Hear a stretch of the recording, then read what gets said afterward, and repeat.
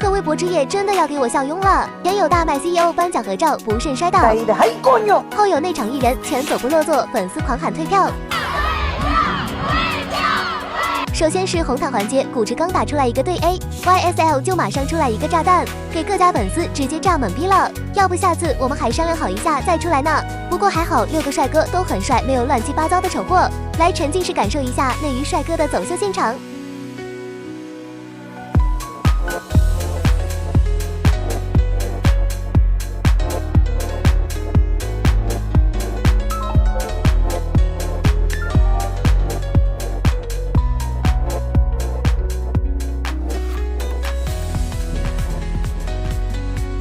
这次小花的穿搭也是让新速递眼前一亮又一亮。时代峰峻真的把富养女、穷养男贯彻到底。刚结束荣耀之战的 TOP 这边还因为血不合脚，后面时代峰峻长公主张一凡出场，这一个帽子真的美出新天地，在不同的地方加了珠子，刚好转动的时候可以有角度，添加了几分灵动的感觉。碧莲姐妹花今天也出场了。张碧晨原本因为今年的年轮和汪苏泷彻底撕破脸，原本以为不会出现了，结果还是来了周雨彤上花少口碑翻车后，路人盘彻底崩塌，先是前期行为被审判，再是背锅收视率不高。祝他成功吧，这很难评，这东西就是这个隔行如隔山，可能是他是起到一个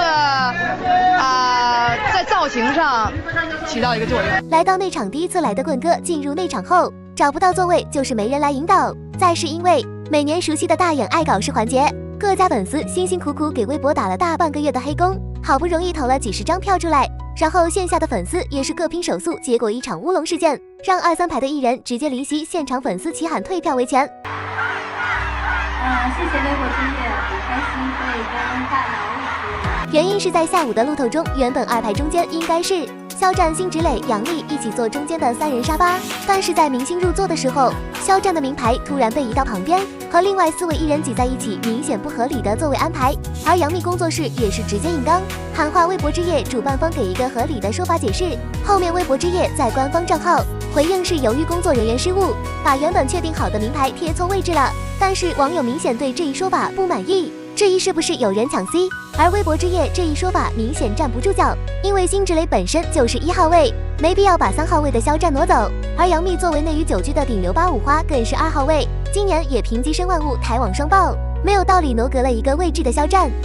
则更没有必要了，本来旁边2位就是大前辈，怎么看都不可能是他去自己把自己座位挪走。而在事件在网络上发酵之后，微博也是第一时间安排工作人员将肖战的位置贴了回来，但显然所有艺人都不买单了，不到9点前排艺人全部回到后台休息室，只有领奖的时候才能看见。对于花钱来看自家偶像的粉丝显然是不乐意的。前面说到时代峰峻作为长公主的张一凡，也是在2代的师弟们拿完将带着弟弟们一起离场，这个气氛竟然让新速递看出来了一丝的霸道。来到场上这个舞台也是状况频出，前有关晓彤高跟鞋双脚都被卡在缝隙，靠主持人救场后有李一摔倒，娜扎摔倒。100分的才华，100分